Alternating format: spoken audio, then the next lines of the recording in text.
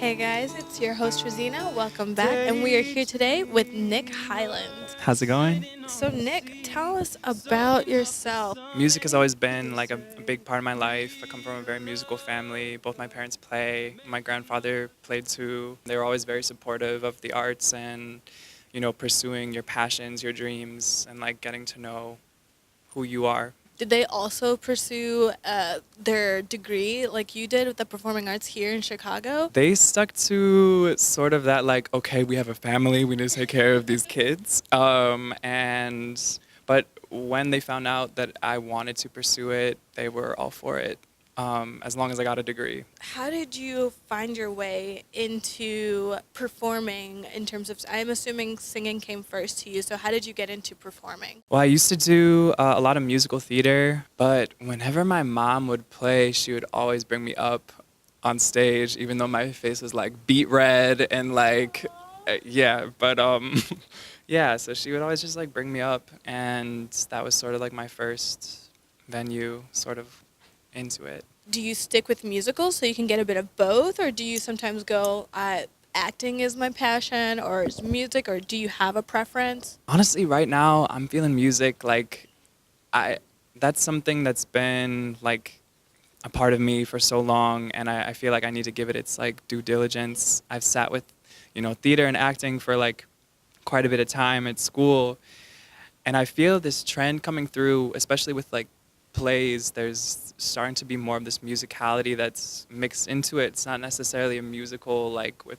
a full like 32-piece orchestra or all that, but you know, it's just someone with a guitar or just even a cappella that's being added into, because everybody can sing regardless of if you think you can sing. So that's where I'm at. What would you say is your favorite musical or play that you have played in? I love language-driven plays. Blood Wedding by Lorca is incredible.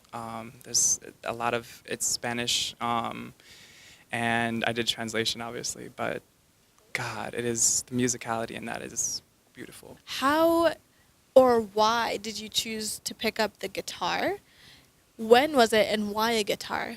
I was inspired when I would see the connection that you can make with guitar and how and what mood it immediately sets you into. And you know where you're at when you hear an acoustic guitar or an electric guitar or a bass, any strings really, like that. String instruments just take you to a place unlike any other. Was it hard to learn it, or did you have like a rough patch over that learning curve, or was it kind of just, nah, I'm born to do this? Yeah, I mean, there's sort of that feeling where you're like, wait a minute, like this feels great when you connect with your instrument, and that's something that no one can ever take away from you. I learned from the Old Town School of Folk Music here in Chicago, and which is great. If ever, like, shameless plug, they're freaking awesome for any instrument.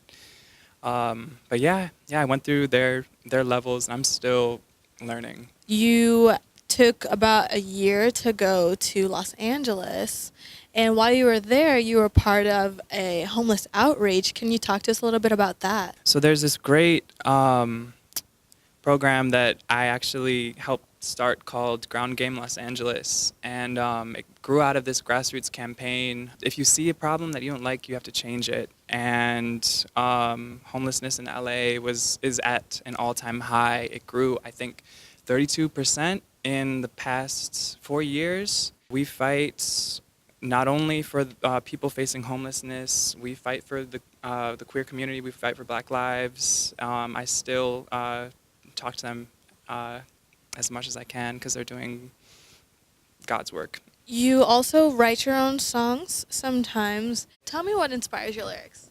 In your last video, we were talking about staying in your lane. You have a perspective unlike anyone else's.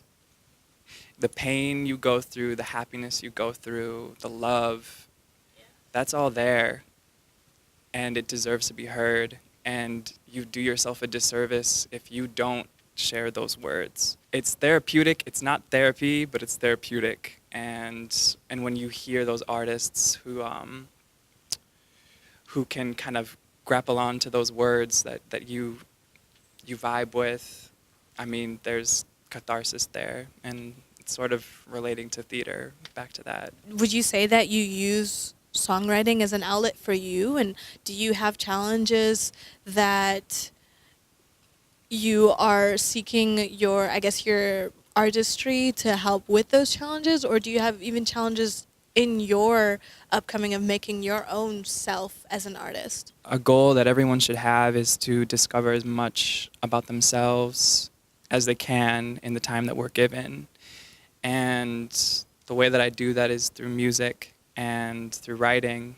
You know, the challenges I face might not be the same as someone else's, and the feelings I have may not be the same as someone else's, but they're my feelings, and they're valid. And when you can say that about, you know, your own feelings, like, validate yourself, love yourself, and take care of yourself. Put that inner artist first and those passions first, and the road will open.